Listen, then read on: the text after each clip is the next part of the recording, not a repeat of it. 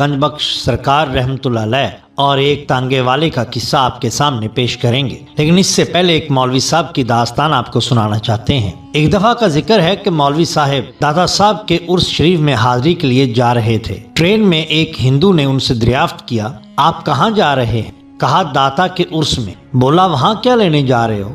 فرمایا اللہ کی رحمت ہے۔ کہنے لگا اللہ کی رحمت تو آپ کہتے ہیں کہ ہر جگہ موجود ہے، پھر وہاں جانے کی کیا ضرورت ہے؟ کہا لو سن لو، ایک مثال دیتا ہوں۔ یہ ریلوے لائن پشاور سے کراچی تک جاتی ہے، پہاڑوں سے بھی گزرتی ہے، چھانگا مانگا کے جنگل سے اور سندھ کے چٹیل میدانوں سے، ہر جگہ سے گزرتی ہے۔ پھر اگر کسی نے کراچی جانا ہو اور وہ کراچی میل پر سوار ہونے کے لیے ریلوے لائن کے قریب پہاڑوں میں یا جنگل میں یا کسی میدان میں کھڑا ہو جائے اور یہ کہے کہ ریلوے لائن یہاں موجود ہے، یہیں سے میں گاڑی پالوں گا، تو بتائیے کیا اسے گاڑی مل سکے گی؟ ہندو بولا یہ تو مشکل ہے، اگر اسے گاڑی کو پانا ہے تو اسے اسٹیشن پر جانا پڑے گا، کیونکہ ریلوے لائن اگرچہ ہر جگہ موجود ہے مگر گاڑی ملتی اسٹیشن پر ہی ہے۔ مولوی صاحب نے فرمایا تو سمجھ لو کہ اللہ تعالیٰ کی رحمت ہر جگہ اگرچہ موجود ہے مگر ملتی وہ رحمت کے اسٹیشنوں پر ہے، اور داتا کا دربار یہ رحمت کا اسٹیشن ہے۔ اس طرح بغداد شریف، اجمیر شریف،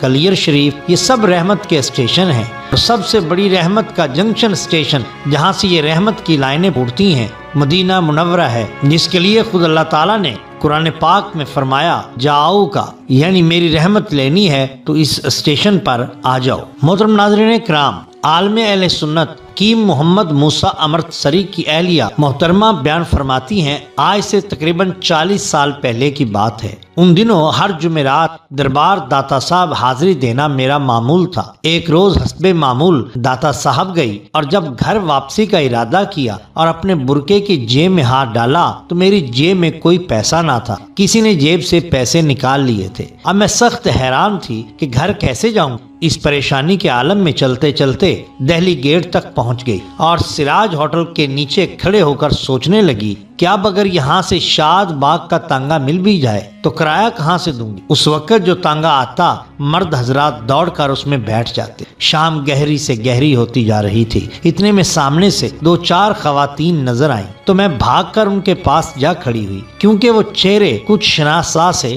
دکھائی دے رہے تھے۔ وہ عورتیں شاد باغ کی گجریاں تھیں جنہیں میں جانتی تھی مگر وہ مجھے نہیں جانتی تھی۔ سوچا کہ یہ بھی شاد باغ جائیں گی، لہذا ان کے ساتھ بیٹھ جاؤں اور ان سے کہوں گی کہ وہ میرا کرایہ بھی ادا کر جو میں پھر انہیں لوٹا دوں گی، جبکہ ان سے یہ کہنے کا حوصلہ بھی نہ تھا کہ نہ جانے وہ عورتیں آگے سے کیا کہیں۔ اتنے میں سامنے سے کیا دیکھتی ہوں کہ ایک تانگا مسجد کی طرف آ رہا ہے۔ کوچوان کے ساتھ ایک ادیڑ عمر کا آدمی بیٹھا تھا۔ وہ کہنے لگا بی بی بیٹھو، تانگا شاد باغ جا رہا ہے۔ تو ہم سب عورتیں جلدی سے تانگے پر سوار ہو گئی۔ تانگے پر بیٹھ کر کچھ حد تک تسلی ہو گئی، مگر ایک مرحلہ ابھی باقی تھا کہ کرایہ کس سے لوں اور کیا بات کروں۔ خدا خدا کر کے ٹوکے والا چوک آیا اور میں اب تک خاموش رہی اور اپنا مدعا کسی سے بیان نہ کیا۔ سب عورتیں تانگے سے اتریں اور کرایہ دینے کے لیے پیسے نکالنے لگی۔ کوچوان کہنے لگا بی بی وہ آدمی جو کہ راستے میں اتر گیا تھا، یعنی وسن پور میں،